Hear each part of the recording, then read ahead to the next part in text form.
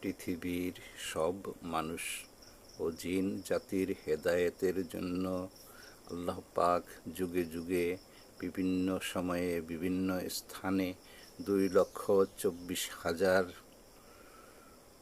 নবী ও রাসূল প্রেরণ করেছেন এবং 104খানা কিতাব নাজিল করেছেন।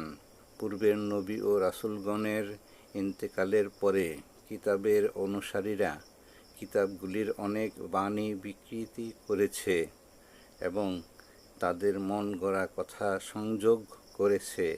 এতে তারা বর্বর পথভ্রষ্ট জাতিতে পরিণত হয়েছিল।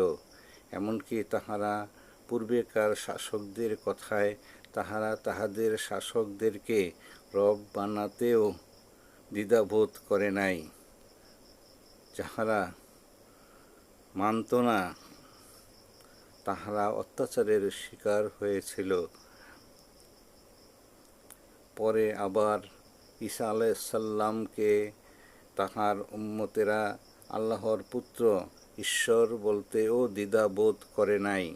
এমন বর্বরতা ও মূর্খতার পরে আল্লাহ পাক মানুষ ও জিন জাতির হেদায়েতের জন্য আখিরি নবী হযরত মুহাম্মদ সাল্লাল্লাহু আলাইহি ওয়াসাল্লামকে প্রেরণ করেছেন এবং তাহার উপর কোরআন শরীফ নাজিল করেছেন।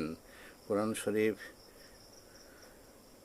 শরীফে আল্লাহ পাক জানিয়ে দিয়েছেন, হযরত মুহাম্মদ সাল্লাল্লাহু আলাইহি ওয়াসাল্লাম শেষ নবী এবং কোরআন শরীফ শেষ কিতাব ও আল্লাহর নিকট মনোনীত ধর্মই মাত্র ইসলাম।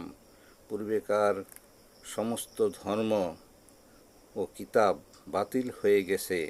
বাতিল অনুসরণকারীরা পথভ্রষ্ট।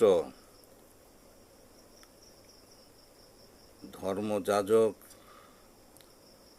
ও ধর্মগুরুরা জানে হযরত মুহাম্মদ সাল্লাল্লাহু আলাইহি ওয়াসাল্লাম শেষ নবী এবং তাহার আগমনের ভবিষ্যদ্বাণী বিভিন্ন কিতাবে উল্লেখ রয়েছে। জেনেও তাহারা সত্য গোপন রাখে।